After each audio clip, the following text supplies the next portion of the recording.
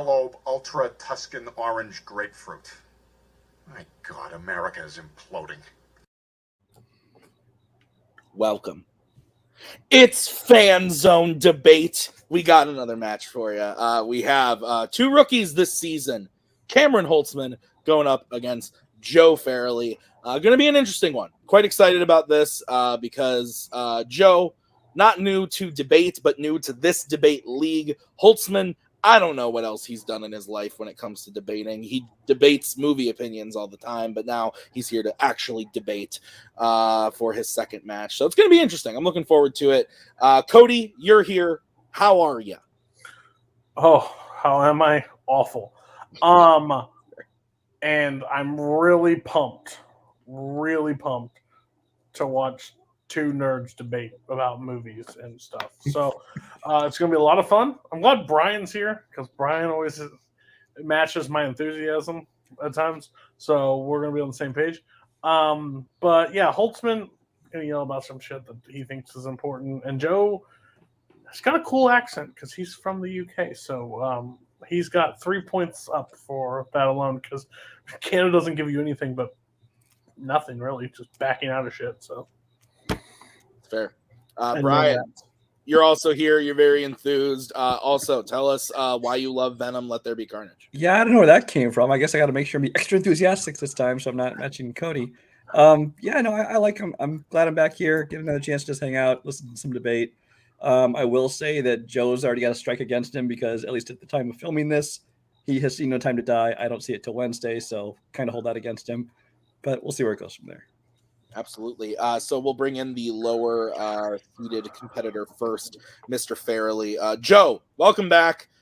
This is match number 3 for you in Fanzone debate. You lost to Kirk at the beginning of the season, but you just had a match against Jacob E. West, won that to get your spot here today against Holtzmann. How you feeling?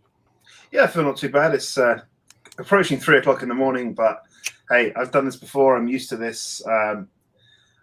I say I'm off tomorrow. It doesn't bother me.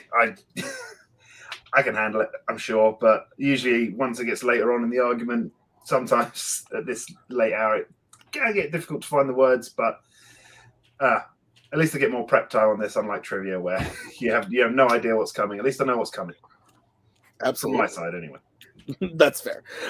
So we will bring in Mr. Holtzmann. Cameron, you are back after your debut match, I believe, against one Adelaide Spence in what some would call a video that aired on the internet. How are you feeling about debating Joe? I'm feeling good. If you go way back into the history of the fan leagues, to a league we don't really talk about anymore, Joe and I have debated before, and it was a very interesting debate where judges reworded questions themselves when judging and said, this is my favorite episode of The Simpsons, so I'm voting for that one, regardless of the arguments. But it's also a match where I somehow managed to convince the world that Wizards on Deck with Hannah Montana is better than an episode of Doctor Who. So anything can happen today. That's fair. You're muted, Cody. Which wasn't Cody. Directed Venom? He did, yes. That's crazy. Yeah, it's wild. So we're going to get right into it. Here's how the show's going to work. The two players drafted categories. Cody and I then came up with questions for said categories, and Joe and Cameron are going to debate those questions. At the end of the question, we are going to write on our handy-dandy boards who we think won the question, and best 2 out of 3 wins the point. First person to 3 points is the winner of the match. You'll have a 1-minute opening, followed by a 5-minute freeform, followed by a 1-minute closing for each competitor. Are there any questions from the competitors as we get into the first question? Nope. No. All right, let's do this thing.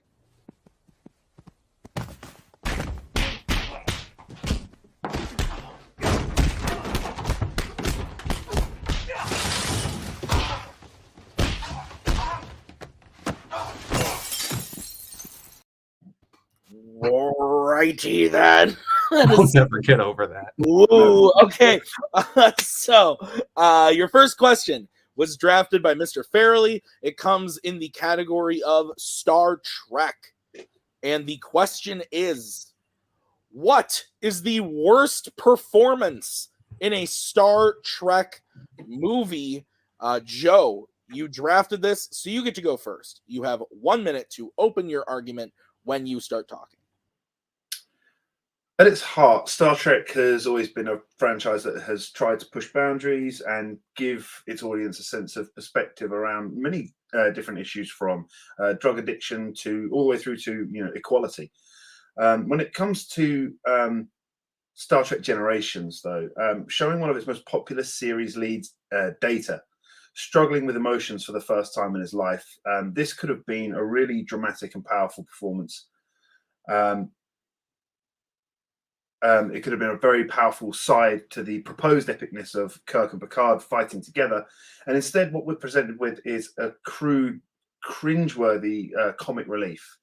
By the time Star Trek Generations had aired, Spiner had been playing Data for 7 years. He owned that character and had the opportunity to give us a fascinating insight into a being experiencing emotions for the first time. It's a clunky performance from someone who's shown that they can do better. Time. Okay, we'll move over to Mr. Holzmann, who has 1 minute when he starts talking.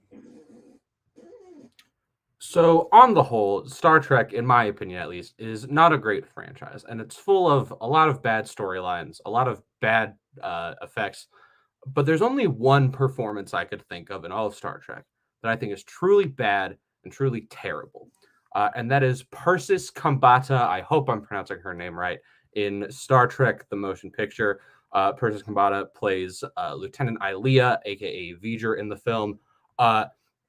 And she is just sucking the life out of this movie. She is, even before she becomes V'ger, she portrays her character with so little emotion, with so little enjoyment, enthusiasm, that it's just hard to watch and uninteresting. And then once going through the interesting part of her story arc, she doesn't really do anything to make it dynamic and make it interesting. And it just lowers the film because the entire film is centered around what her character is going through. And so by making her the center of it and having such a bad performance, it's not only terrible on its own, but it weakens the film. Time. All right. Persis, whatever. And Data. It's late. 5 minutes. I'll come in and give you a 1 minute warning.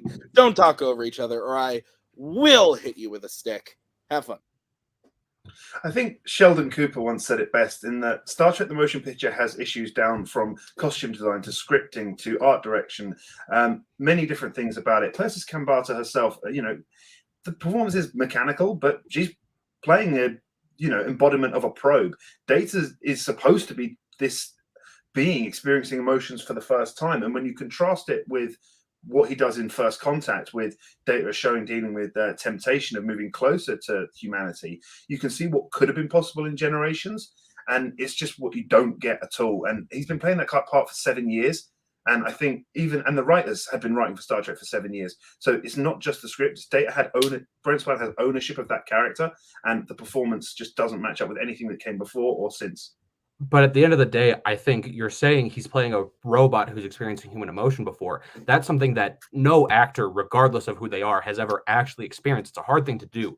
Being a human who is just losing their emotions and going blank and turning into this space alien probe thing, that's at least something where you can portray the idea of losing your emotions, portraying the idea of going from someone who is feeling all of the time into feeling nothing. As well, you can quote Sheldon Cooper, a fictional character, all you want, but if you do that, I'm allowed to quote straight back at you from the man William Shatner himself, which in his book Star Trek Movie Memories referred to Persis Kambata as, quote, a stunningly bad actress. And if William Shatner thinks that you are bad at acting, you've got to be terrible. Like the man who cannot read a line, who released an album of him reading the words to Rocket Man, thinks that she's bad and she's the center of the film.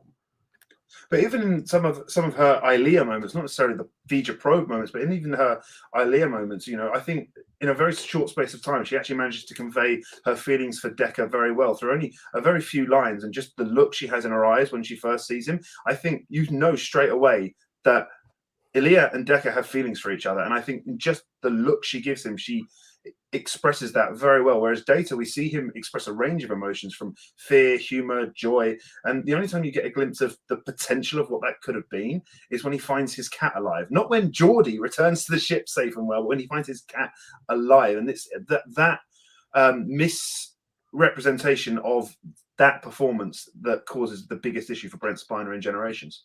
Yeah, but at the end of the day, like you're saying, we see Brent Spiner portray a range of emotions. We see him portray all of these things, and we can tell that he's doing that not through the script saying, oh my goodness, Data, you're scared. Oh my goodness, Data, you seem angry, but because he can show it in his emotion and he can make himself cry and tear up, even if it is something as small as finding his cat, which is a very small human moment that he has. Whereas with the relationship between Ilea and Decker, a lot of why it becomes evident to us as the audience is that we're told it's there. The chemistry between them honestly isn't that great. It's very much lacking. And most of the romantic tension between them comes simply from the lines that are written and not the way she's able to force. And it just feels fake and it feels wrong between the two of them as well. Spiner not only portrays these nice human emotions, this sadness and all of this, but he also has a lot of really great comedic moments within Generations, in a film that is otherwise very serious, very gloomy, very unhappy. He provides us with this levity that we need within the film. Well, I think that's the issue. I think Data struggle with his emotions. It hinges on Spiner's performance, and I think he gets everything wrong. And he does treat it as a comedy, but I think Star Trek at its core is a lot deeper than that. That he really could have gone a lot more into it. And you say about him not playing a machine feeling emotions before. There were several episodes within Star Trek The Next Generation where he played Lore, Data's brother, who had the emotion chip, and that's who gave the emotion chip to Data in the first place. I think Persis Kambata was new to the part, new to the role, and where Brent Spiner had been Data for 7 years, and not just Data, but Lore and Noonien Singh, the creator of Data. So he should have understood the part, and he should have even better understood the point of what Star Trek is as a whole. Yeah, but at the end of the day, you're making an argument based on stuff that isn't from the films, and this is a debate about within the movies. Within the movies, within this one movie versus that one movie, Data, Brent Spiner, is giving the better performance. He's giving the more interesting performance. He's giving the performance that we actually like to watch, and not one that is boring and dreary and sucks the life out of the film. The scene in Generations where Data is getting drunk at the bar with Guinan and Geordie is really enjoyable. We get to see him make us have fun. We connect with the film. We connect with his character. At no point does Persis Kambata make us connect with Ilea or V'ger. But I think when you look at Star Trek First Contact, when he's with the Borg Queen for so long and experiencing that temptation, that is a really good performance from Brent Spiner and really believable performance. But Star Trek Generations is the complete opposite of that. And Ilea is a machine. Time. All right. Holzmann, you get to close your argument first. You have 1 minute when you start talking. You can say that Brent Spiner is better in First Contact all you want. That's not the movie we're debating. We're debating Generations. And in Generations, regardless of if he's not as good, he is still good in this movie, and he's still better than Persis Kambata. Like you said, Ilea is playing machine. So is Data. The difference is that Data plays a machine that we actually like, that we actually connect with, that we actually feel something for, and we get to see him go through a journey with his character. With Persis Kambata as Ilea/V'ger, the moment she becomes V'ger, she sucks the life out of the film even more so, despite the fact that it should be honestly a relatively easy character to portray. We've seen people portray lifeless robots within fandom films, within Star Trek films even, and do a really good, really interesting job. But Kambata isn't able to keep up with it. Whereas Spiner takes that character, takes the same idea of a character without emotions, and then when given emotions, brings us something new to the table, brings us genuine emotion, brings us the ability to cry, even if it is at such a small moment. We like him, we relate to him. And again, Shatner himself said it, stunningly bad. I don't know how else to put it. All right. Joe, you now have 1 minute to close your argument when you start talking. I think the difference is that Shatner never actually had to work with Brent Spiner in any of his scenes in Star Trek Generations.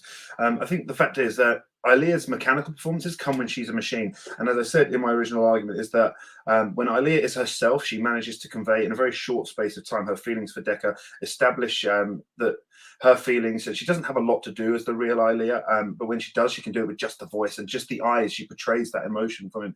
Spiner, I said, it's about the performance. And when you see what is possible from Brent Spiner as Data, with emotions or without emotions, I think that's where you have to realize that where his performance went so wrong in Star Trek Generations is that he should have understood this character. He played it for 7 years, and after in Star Trek First Contact, he showed exactly how good he could be in that role. And when you look at Star Trek Generations, it's clunky, it's a mess, it doesn't work. It's Star Trek at its heart has always been about connecting with its audience and showing in metaphors how things can be, and he gets it completely wrong in Star Trek Generations. It's treated as a joke.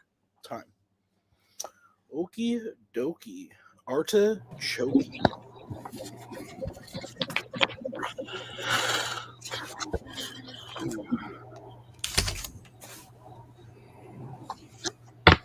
Are we good? Okay, I'm gonna start. I'm proud of you. Thanks, man. I'm gonna go with Cammy H. I'll take it. I thought that. Are you okay? I can't tell if he's talking about Cammy H or about how my choice. So I went with Cam because ultimately I think Joe argued why this is the worst Brent Spiner performance out of Brent Spiner performances. But Cam was able to tell me why this was just why his character and his actress was the worst performance in Star Trek in general, not just the movie and between the two movies as well. So I think that's mainly why I'm going with Cam. Cody, you're going next. My reaction was definitely to the Cammy H. It was really hard to sit back here and watch two people just bash like a franchise that I absolutely adore and love. Well, I think that's a reaction of that. Sorry, that's really weird. Overall, as much as I love the TV show, you brought the TV show up a little bit too much when the movies was the main point, so I had to go with Cam. Okay. Brian, your vote doesn't count. Where would you have gone and why? Well, I voted based on my personal favorite character, and that I also vote for Cameron. Because basically, I mean, they both made good points, but I think Cameron kind of drove it home where he talked about how Spiner, you know, at least when he wasn't doing the moments where it was dealing with emotion, he still had other good moments in the film. He had good performances when it wasn't all about the emotions, whereas Persis, whether she was Ilea or V'ger, was kind of shitty the whole way through. So. Okay, so Cam does win the first point, but we move on to question number 2, which is going to come in the category of musicals, chosen by Mr. Holzmann. Your question is, what is the most heartfelt song in a 21st century musical? So Cameron, you drafted this. You get to go first. 1 minute when you start talking. Sorry, I just need to grab my notebook 1 second. So when talking about the most heartfelt song in a 21st century musical, we have to go straight to the word. What does heartfelt mean? And I'm going to be that guy who brings up the dictionary. The dictionary defines heartfelt as sincere, deeply, and strongly felt. And I think there is no musical that has stronger, more sincere, and more deep feelings in any film from the 21st century from a musical than the reprise of I'll Cover You from Rent. For a little bit of context, the song is sung by Collins at the funeral for Angel, his lover who has recently passed away. And what the song does is it takes the song that earlier in the film was their own love theme, their duet that they sang together with the two of them, and it recontextualizes it into him singing it as essentially a eulogy for her. He is weeping. He is breaking down. He is giving his entire soul to this song, pleading to the universe and pleading to Angel to come back, to be with him still. And it just hurts every fiber of your being. Time. All right, we move over to Joe. Joe, you have 1 minute to open when you start talking. When talking about heartfelt songs, it's sometimes easy for a love song to enter the conversation, but to sing from the heart is also to sing about your truth. And in a musical, it's usually a character bearing their soul and venting everything they've had to endure. And for me, Drive It Like You Stole It from Sing Street is the most heartfelt song in a musical from the 21st century. When it comes to musicals, it's not just the words that matter, it's the visualization on screen. It can go a long way to translating what is going on in that character's head. Here we have Connor giving his big performance, and throughout the movie we have seen his journey, the way people have treated him, his disillusioned brother, his parents on the verge of divorce, And here he sings from the heart that it's time to leave it all behind and set out on his own journey. You know, visually throughout the performance, you know, Connor sees his brother finally stand up for himself, his parents dancing together, his school headmaster finally sort of accepting him. But Connor and the audience all see that this is his fantasy, and that for Connor, it is time to leave it all behind. And that's what makes it heartfelt, is because in this moment, Connor is singing his truth. Time. All right. Sing Street, Rent. 5-minute freeform when one of you starts talking. I think the original I'll Cover You, not the reprise, is the more heartfelt for me. Both, you know, Angel and Collins know that this can only end tragically. And to capture the joy of what they can have together in whatever time they have, I think is far more beautiful. The reprise is beautiful, but the original feels more heartfelt as it captures the joy of what they can achieve together. And I think that is a lot harder to portray than pain. Pain is not easy to portray, but I think to portray the joy within pain is a lot harder to do. See, I think the problem with the original, though, is that it is very cheesy in the way it's performed and the way that it is sequenced, with the two of them just literally running through the streets of New York, being in love, being so happy. By taking this song, taking their love theme, taking the song that like contextualizes and emblemizes their relationship, and putting it into this new context where we have it being sung at the funeral. We have it being sung with this deep emotion, with him breaking, with their friends in the background also mourning and joining in on it, bringing in the main theme of 525,600 minutes. It brings a lot to the table. Whereas with Sing Street, you talk about the sequence, but I think the biggest thing is that it's designed more than anything, regardless of those small moments that you talk about. It's constantly said and it's constantly designed that it's an homage to Back to the Future. And at its core, that's kind of what it is. And for the most part, it seems very on the surface. It doesn't seem very deep. It's really easy to miss those small moments, and it kind of takes away from it. But I think it shows Connor at his most genuine. You know, he's tried to win Rafina over with Up and with Find You, and he's tried to find his own sound when it comes to songs like Riddle of the Model. Stood up to his authority with the Brown Shoes, but it's Drive It Like You Stole It.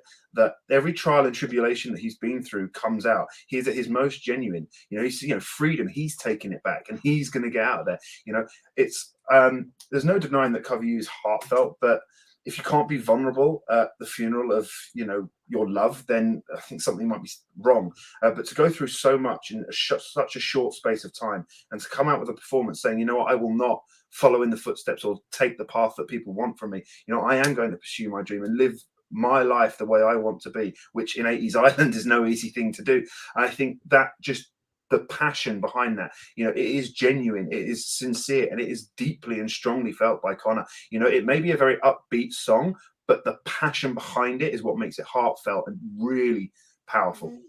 See, but I don't even think it's the most genuine, most heartfelt, most Connor showing us who he is and his real feelings in it. That, I think, goes to the bedroom reprise of Up, where it is him sitting in sadness, sitting alone, singing that song that he wrote for Rafina, realizing to himself that he may never actually get this. He may never be here. With the Drive It Like You Stole It scene, you keep saying, like, it shows this and it shows this and it's to all these different people. By dividing its focus, it kind of almost loses part of this message where there is the, like, you can't stand the way that I walked out from the wreckage and stuff. Sure, that's him giving somewhat of a message to his parents or to Brother Baxter. And then there's the messages about being in love, finding someone, just like the I Heard an Angel Calling. That all of a sudden switches the focus to Rafina, and it kind of gets distracting. It kind of takes us away from the point of the first half of the song, moves it to a new place. It's not coherent and consistent, so it's hard to get deeply invested in what's being sung to us. But it is coherent to his truth. It's his story. You know, he's had the issues with his brother. He's had the issues with his family, with the headmaster at the school, and with Rafina herself. And all of this, it's encompassing that journey into one big performance at the school prom at the end. And it's just the passion behind what he's singing is that everyone has tried to put him on a different path, and he is, you know, taking back his freedom, you know, taking it back out of there in a baby blue Cadillac as he sings. It's not even a performance at their school prom. It's a fantasy sequence in his head. It's a dream. It's not him actually getting to say these things to these people. It's not him actually getting to get this message across to everyone. Collins gets it's his personal journey to his family. They support him.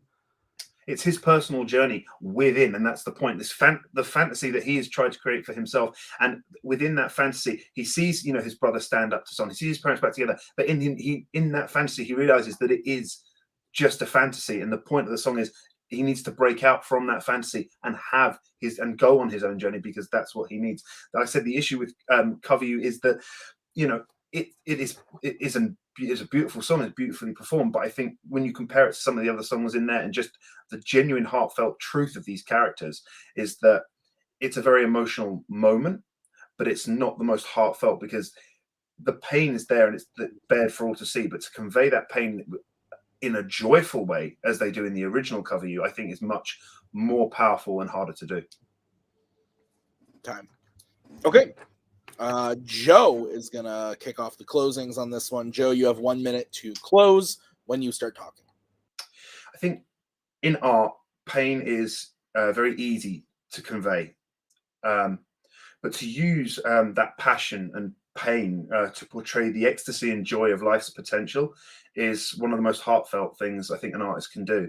Both Drive It Like You Stole It in the original Cover You transform that pain of these tormented lives into ecstatic beauty and joy, which for Connor, it makes it that heartfelt song. It's about him breaking out of this fantasy that he's had and these things that are tying him down, and to break out into the world that he needs to create for himself. I think with the reprise of Cover You, it sums up Colin's feelings in a way, but the original song within Rent transforms the pain of everything that's coming before them. They know that they only have a short time left. They both know that they're afflicted with AIDS and it cannot end well, but they still portray that joy beautifully. All right, Holzmann, you now have 1 minute to close when you start talking. Like you said, in the original I'll Cover You, they take this pain and they turn it to joy. And then the reprise undoes that all, and it hits even harder because of it. It takes their joy, it takes their happiness in this time of trial where they have hope, they have this feeling of like that they can have a future together. And we see what happens when it gets ripped away from them. We see the emotion that they both feel. We see this reflected through their song. This message of like wanting to live together, to be together, to love each other forever. Like it gives us this beautiful, heartfelt, genuine, sincere, deep, strong feeling, which is what being heartfelt is all about. It's having that strong feeling. While Sing Street has these moments of he has these hopes, he has these dreams and stuff, by putting it in this fantasy sequence and by putting it through just the standard musical metaphor of it's cars, it's girls, it's a dance, it kind of weakens the metaphor by putting it through stereotype instead of filtering it through a genuine, powerful emotion and performance from the lead. Time. Okie dokie.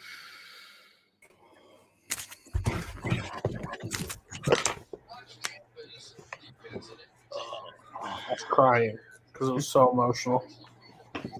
So heartfelt. So heartfelt. I wrote these arguments earlier today while in a hospital. I wrote them this morning after watching Rent.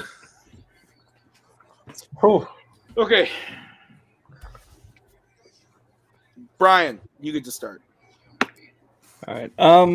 You know, I liked when Joe was talking about how, just because something's upbeat doesn't mean it can't be heartfelt. So I agree with him on that. He also made a good point when he was talking about how, you're already at a funeral. So the scene isn't kind of what made that moment so dramatic. If you can't make him feel at a funeral, something's wrong.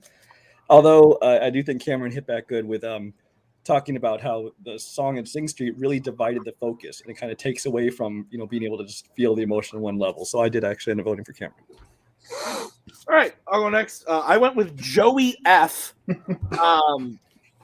As I didn't like the openings. I wasn't sold with Joe's argument. I was kind of all Cameron, but I thought that that moment that Brian just talked about the dividing the focus. I thought Joe had a really good comeback for that, being like, this is his journey, his moment, his story, all those things coming together in one moment, and it's very heartfelt for him. Which doesn't make it any less heartfelt when it's all of the characters in Rent doing that funeral scene. So I went with Joe. Cody, you get to decide this one.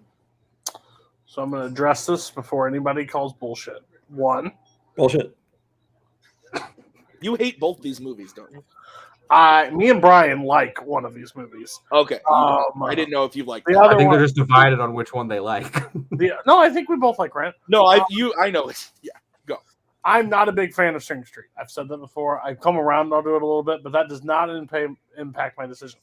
What I will say is when sometimes picking arguments, I think there are correct answers, but you still have to debate those correct answers well.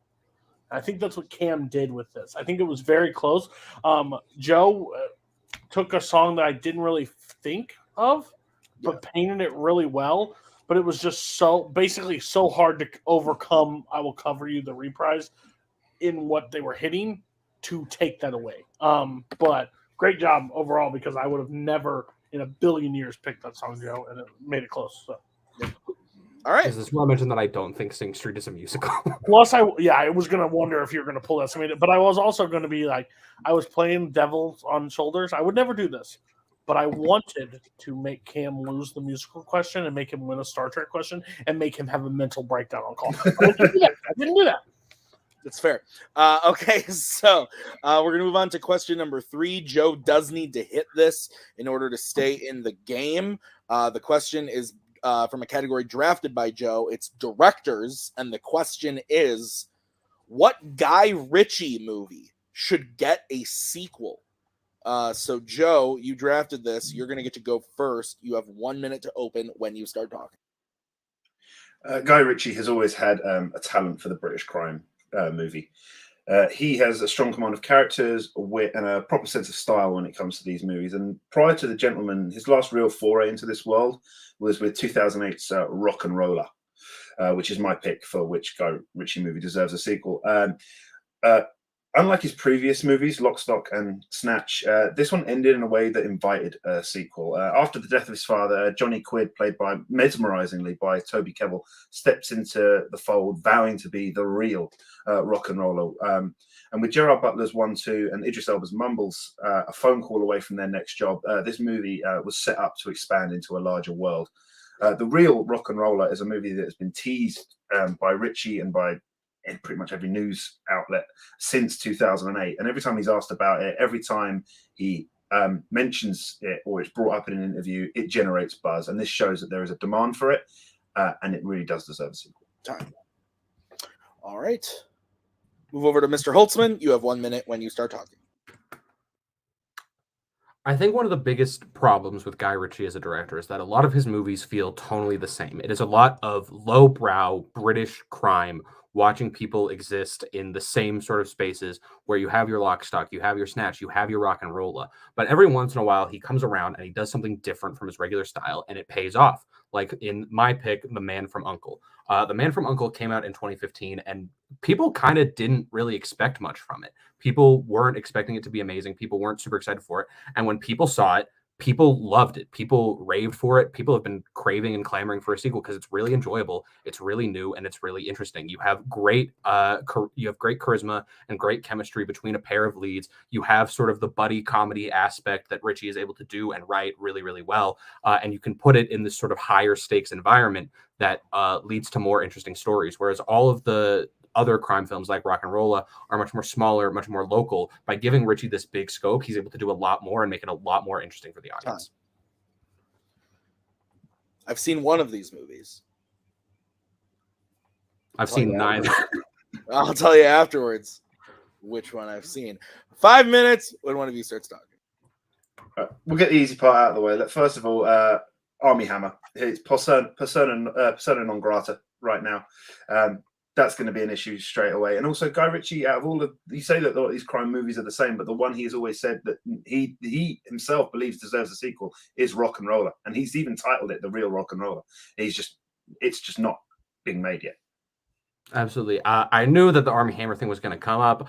It was kind of impossible to avoid with, the world being the way it is. Here's the thing. You can make a sequel and get rid of Army Hammer. You can put in a new character. You can put in a replacement for him. We replace James Bond every 6 or 7 years. We can replace an Army Hammer as a random spy for a second movie. I even thought about it. I looked into it. I think that a great pick to replace him as this American spy is Henry Golding. I think Henry Golding is very charismatic. I think he's very interesting. He can play that part really, really well. And plus, it adds a little bit more diversity to the film because Guy Ritchie's films typically are filled with just kind of a bunch of white guys.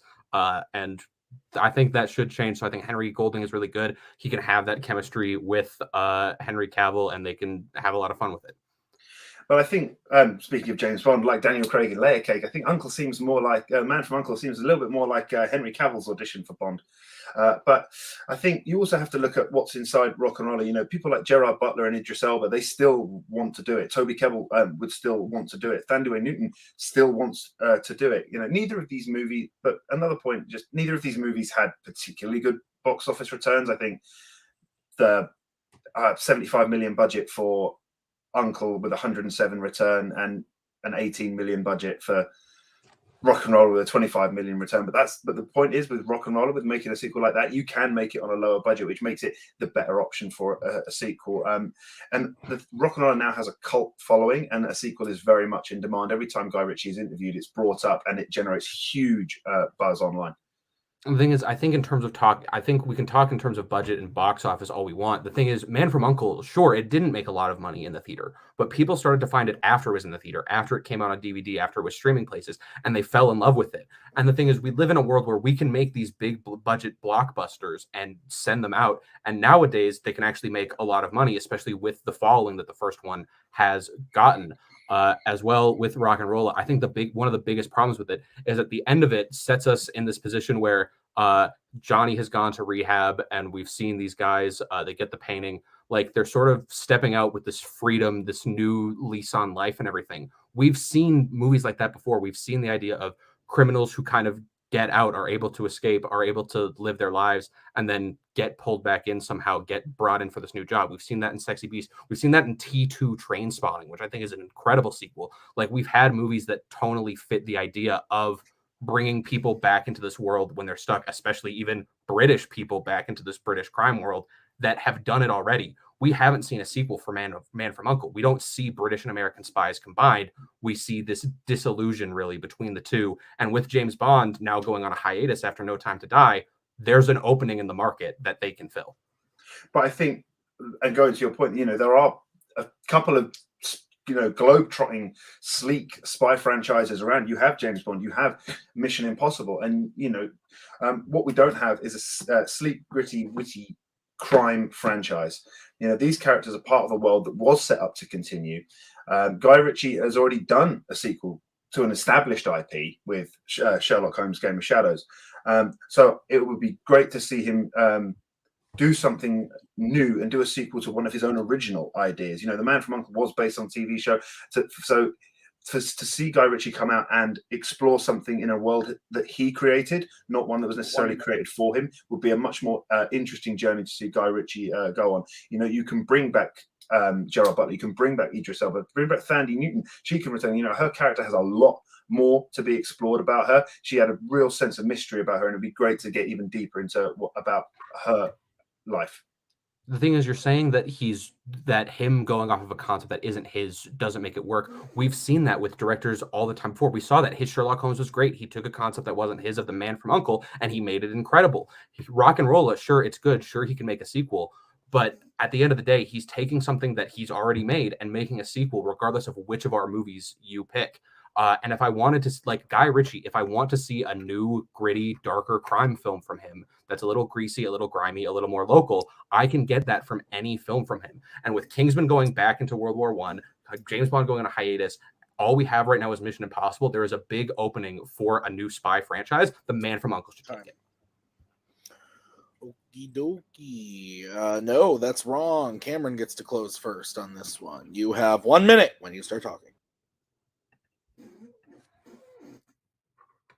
At the end of the day, by making a sequel to Rock and Rolla, you're giving us something that we've already seen before. We've seen it in T2 Train Spotting. We've seen it in Sexy Beast. We've seen it in all these things. We've seen it in most Guy Ritchie movies because most of them are similar in their local, gritty, kind of gross, lowbrow feel.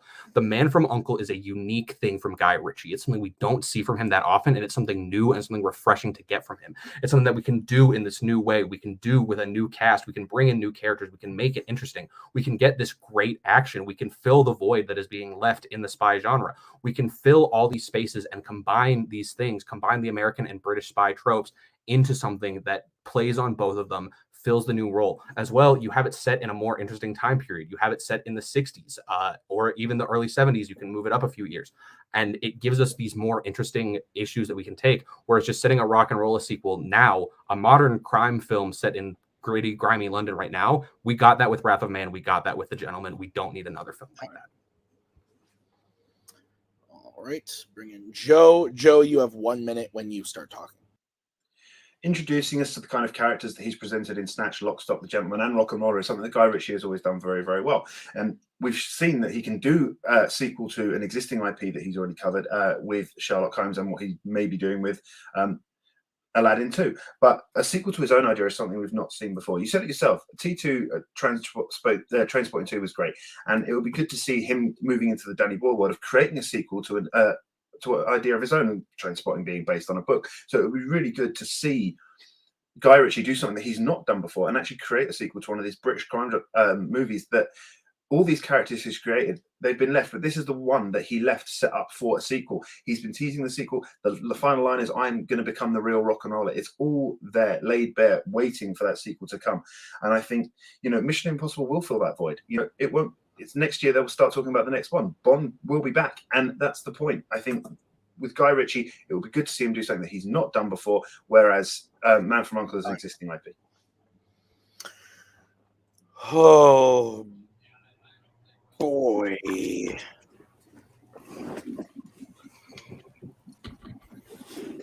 Oh, I got to write shit down, don't I? No. I act like you've been here before. Oh. It's kind of like when your mom asks you to do the dishes and you do a shitty job hoping she never asks you again. What? Cody says, as one of the people that runs this place, just don't make it. I'm just pissed off that no one picked King Arthur. That shit was fun. I just like to point out that Cameron said he's never seen either movie and then said that Man from U.N.C.L.E. is amazing. More CGI, I'm just saying. You could have picked Sherlock Holmes 3. But Dexter Fletcher's already doing that. Yeah. Is he? Oh. Yeah.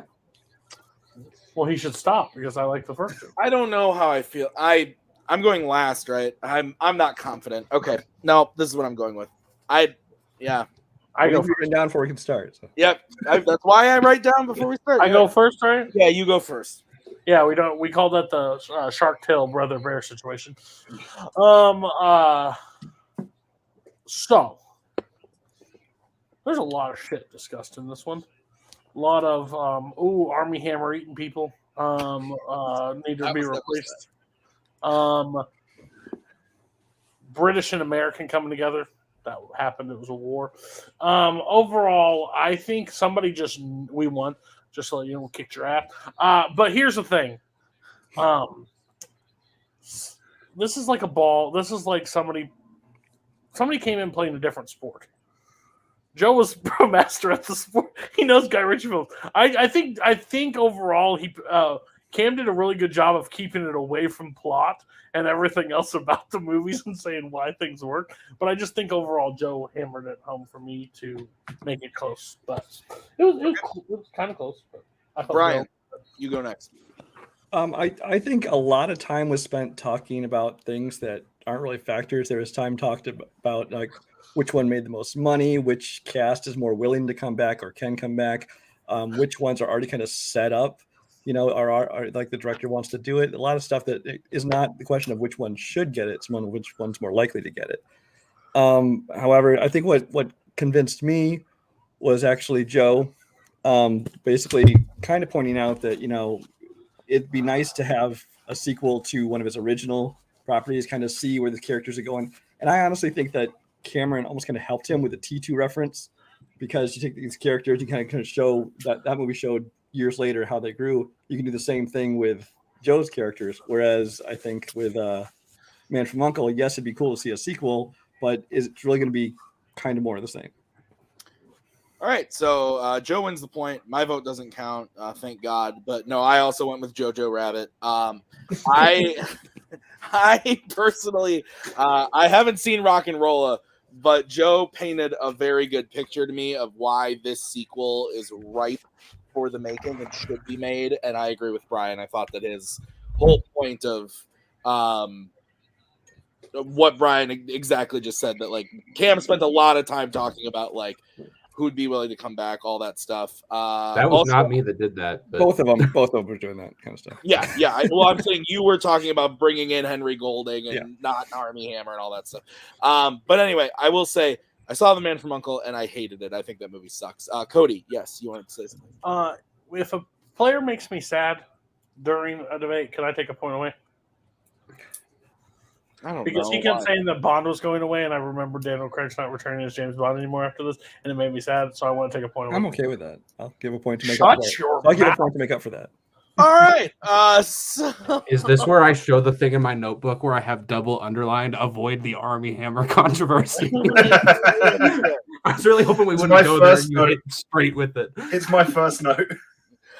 So Joe avoids the knockout. We move on to question 4, which was drafted by Mr. Holzmann in the category of Disney live action. The question is, what is the best moment in a 2000s Disney live action movie? So Holzmann, you drafted this. You get to go first. 1 minute when you start talking.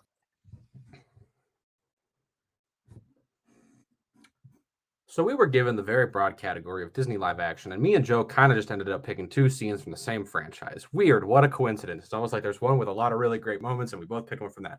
I picked the Isla Cruces fight from Pirates of the Caribbean, Dead Man's Chest. That's the massive visual set piece in Dead Man's Chest where you have the like water wheel rolling through the island and they're sword fighting on top of it. And it's the 3-way sword fight between Will, Jack, and Norrington. And then while that's going on, you also have the Dutchman crew coming onto the land. Pinto, Rigetti, Elizabeth getting involved. And I think it's just a great example of all the different things that Pirates of the Caribbean as a trilogy, as a franchise does combined really well into one scene. You have this incredible action sequence with some of the greatest fight choreography and action set pieces we've ever seen. The fight on the wheel is legitimately beautifully choreographed. The sword fighting is incredible, and the way they stage that action is great. You also have a lot of comedy and a lot of character. You have Jack convincing Norrington that Will is the one who ruined his life, despite the fact that Jack clearly is. You see these characters, you get a clear image of them, and great action. Strike great action from the record. I said it already, so we're good. Joe, you get 1 minute when you start talking. So it's clear that we both maybe kind of agree that Pirates of the Caribbean is probably one of Disney's strongest live-action franchises. First 3 being the standout, of course. The Curse of the Black Pearl, I think, shines brightest.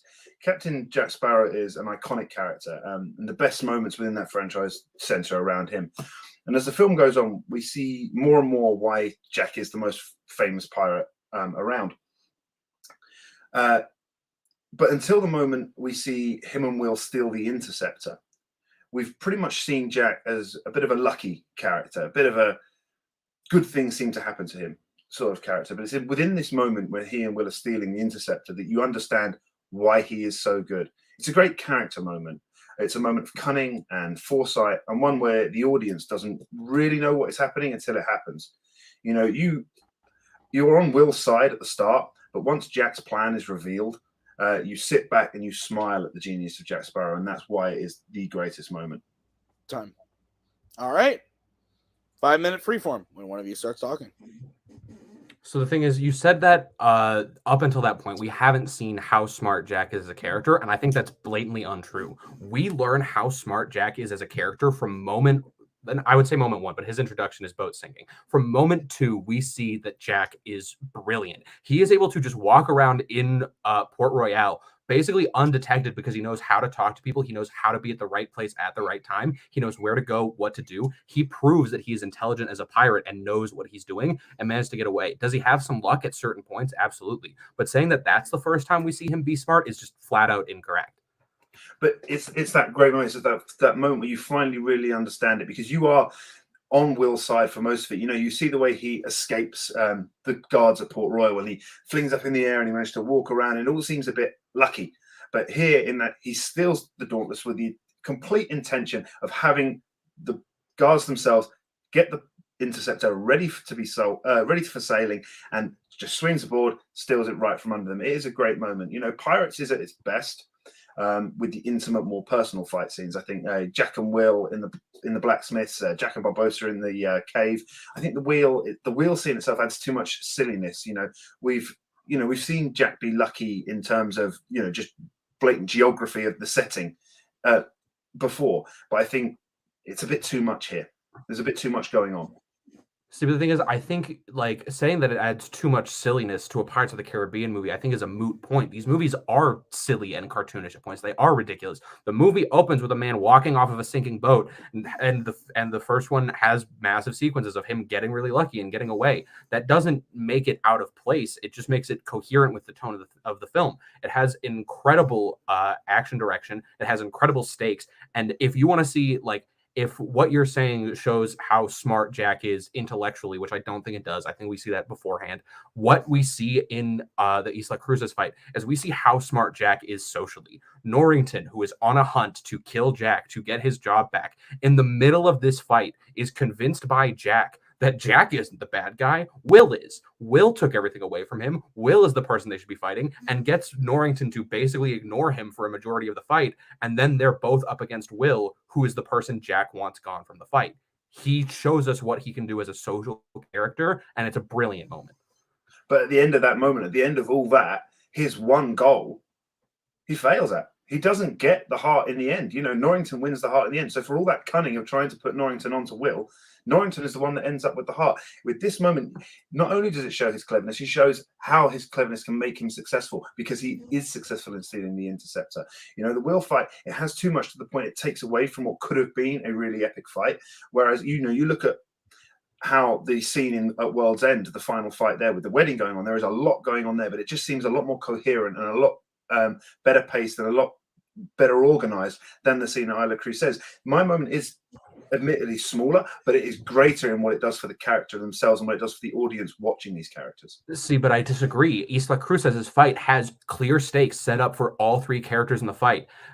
Jack is so desperate to keep his freedom, to avoid going to prison, to avoid being killed, that he's willing to turn Norrington on his would-be best friend, the person he's closest to in the world, of Will. Will is so desperate to save his father that he's ready to kill Will so that he can get the heart. And Norrington is so desperate to kill Jack to restore his station in life that he is willing to do whatever it takes. You have this incredible dynamic of three people all at almost their lowest point, who are desperate to get something, and the only thing in their way is the other two, and it comes to a head. The interceptor raid has almost no stakes. It's just a means to an end to get them off of Port Royal. And sure, there's that little cool moment of them swinging onto the boat, but that's it. It also serves to make Will look kind of like a fool, a guy who we see has grown up on ships, who says he's trained for 3+ hours a day to fight a pirate. And then when he shows up and is being a pirate, he says, "I, Avast," and it just undercuts his character. But the point of Jack Sparrow is to show is to bring Will into this world. Will may have had the training, Will may have done all the book learning, but he needs that experience that Jack has, and that's what Jack brings out in him, showing him that, all right, it may not look like I'm doing what I should be doing here. Come on, they're easily going to catch us in the Dauntless. That is not my plan. You need to trust me on this, and it's what it does. You get the audience to trust you, and he gets Will to trust him at the same point. It's your moment is a good fun moment, but a real great moment is one that gives you everything you need for the film going forward, and that's exactly what this does. You find, Jack. And I don't agree with the fact that there aren't stakes. The whole reason if they get caught doing this, then they're in trouble, and Will is going to go to prison for a very, very long time. So it does have the stakes, whereas the fight seems more of an A to a B. But that's the stakes present at all moments of the franchise. All right. Joe, you get to close first. You have 1 minute when you start talking.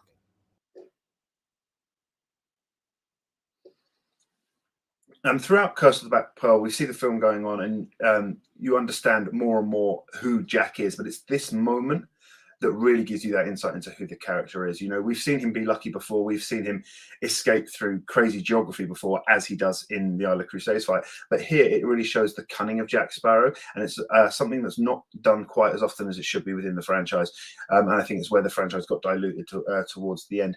This moment makes the audience trust Jack Sparrow, makes Will trust Jack Sparrow, and it's a moment that you just sit back and smile once you've seen it. It's a really fantastic character moment. It's what established Jack Sparrow. It's why part of the reason Johnny Depp received the the supporting actor nomination for this movie.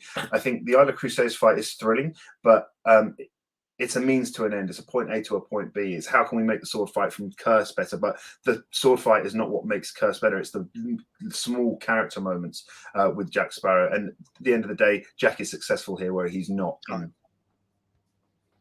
right. We move over to Cameron, who has 1 minute to close when he starts talking. I think you're discounting a lot of what happens in the Isla Cruces fight over the Interceptor raid, because the Interceptor raid is more towards the beginning of an arc and the Isla Cruces fight is towards the end. You're saying that the Interceptor sets up characters and that Isla Cruces doesn't. Isla Cruces doesn't have to. It's near the end of a second movie. That's not the purpose of the scene. That's not what it's there to do. And it still gives us a lot of interesting information about the character's social skills, about the stakes that they have, about how far they're willing to go to get what they want, and how many people they are willing to betray as well. We've seen Jack do things before already. We like Jack from moment one. We are trained to like Jack. We are shown to like Jack from moment one, where he shows up on the screen, shows up on the dock, and we see him and we like him. You're also discounting the moment because Jack isn't successful in his thing. So what? That doesn't ruin the moment. It just makes the story, it brings the story to a new and more interesting place. It doesn't matter that he doesn't succeed. The moment is still good. And as much as it may not have worked out the way he planned and worked out for a different character, it's still a great moment with great stakes, great action, and altogether a better scene than yours. Time. All right.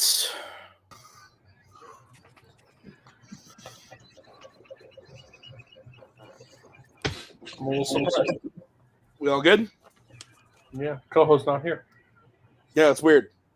And see it, Brian, you're good? Yeah, it's okay because I beat him in a Pirates random match. So. That's true. You knew more. How many? Is this where I also say Johnny Depp was nominated for Best Actor, not Supporting Actor, Joe? Yeah. Ooh. It's 4 a.m. Point. All right. I'm going to go first. 4 a.m. I had to change my foot for that. I'm going to go first. I went with Cam optimized for IMAX. I thought that Cameron painted the better picture of why his scene has incredible stakes for all the characters involved. The action is good. The set pieces are great.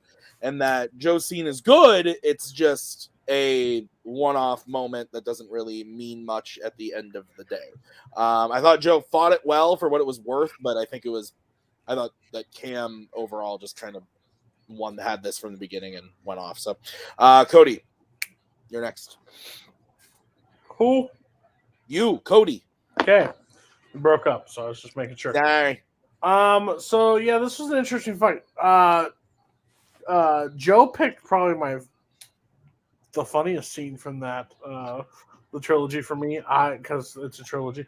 But overall, like I just think the overall everything that's in Cam's scene is just so hard to argue against. And I think he did a really good job of trying to. It was uphill battle for me. I had to go with Cam. There's so much in that scene for Cam's scene versus him stealing the interceptor, and it just fell flat for me on that one. So. All right, Brian, your vote doesn't count. Where would you have gone and why? I disagree completely. I gave it to Joe. For me, the fact that there was so much going on in the scene, so many different things in the scene, that's kind of one of the reasons it wasn't as good to me, because the question was the best moment. And I mean, both of them are kind of talking about whole scenes and sequences.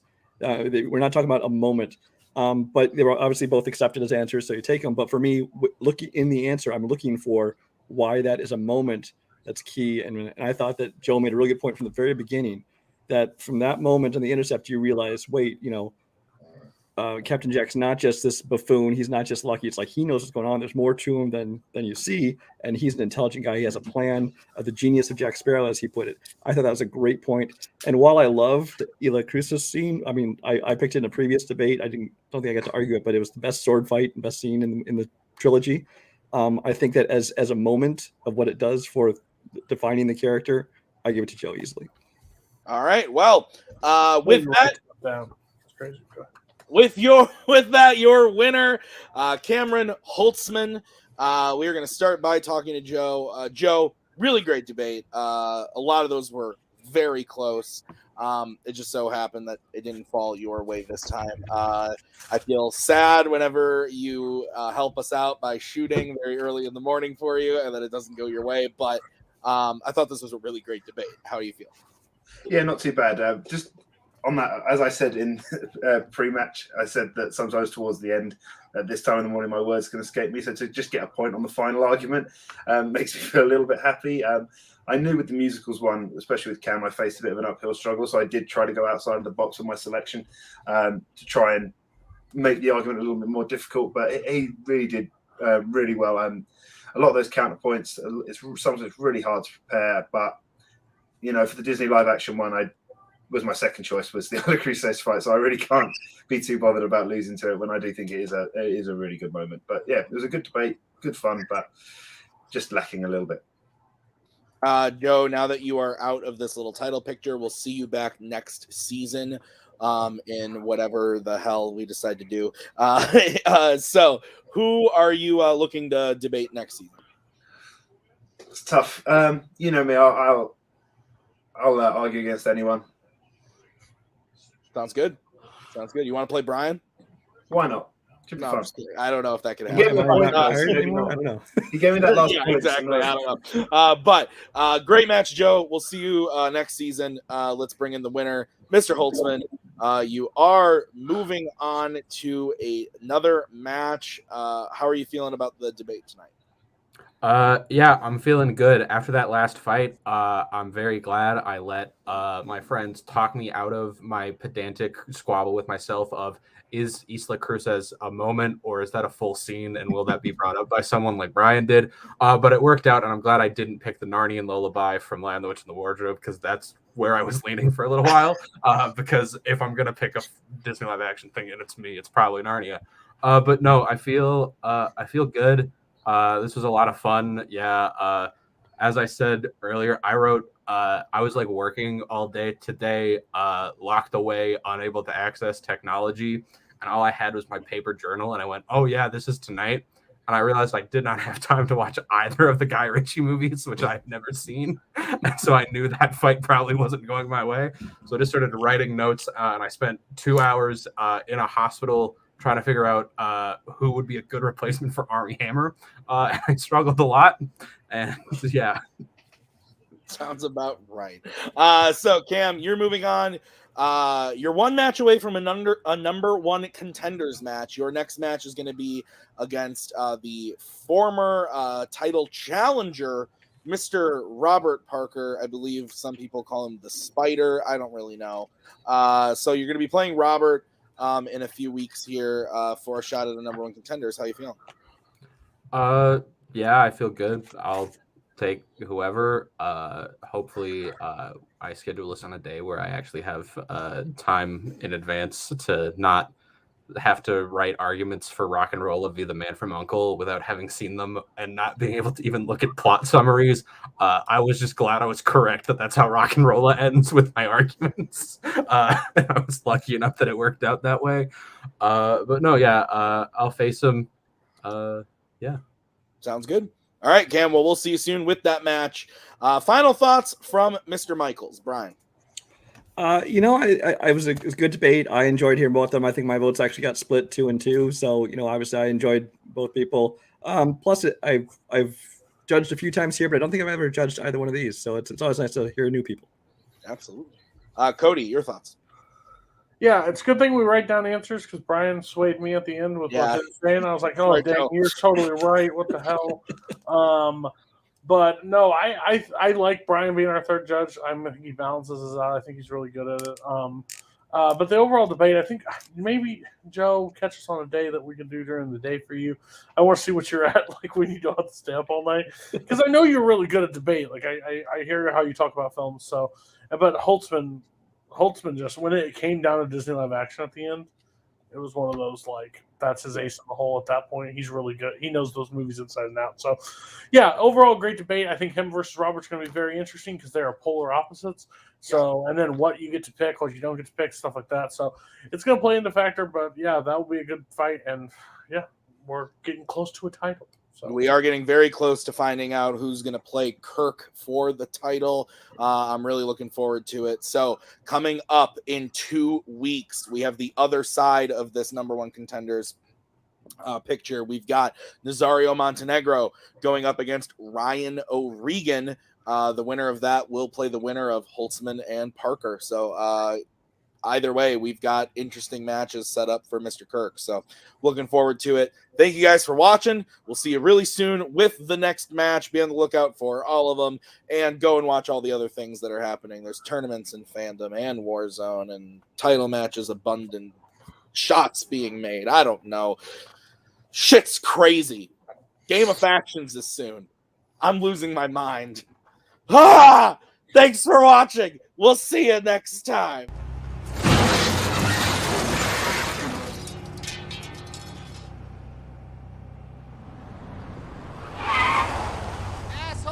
That's my bad. I was sending a tweet.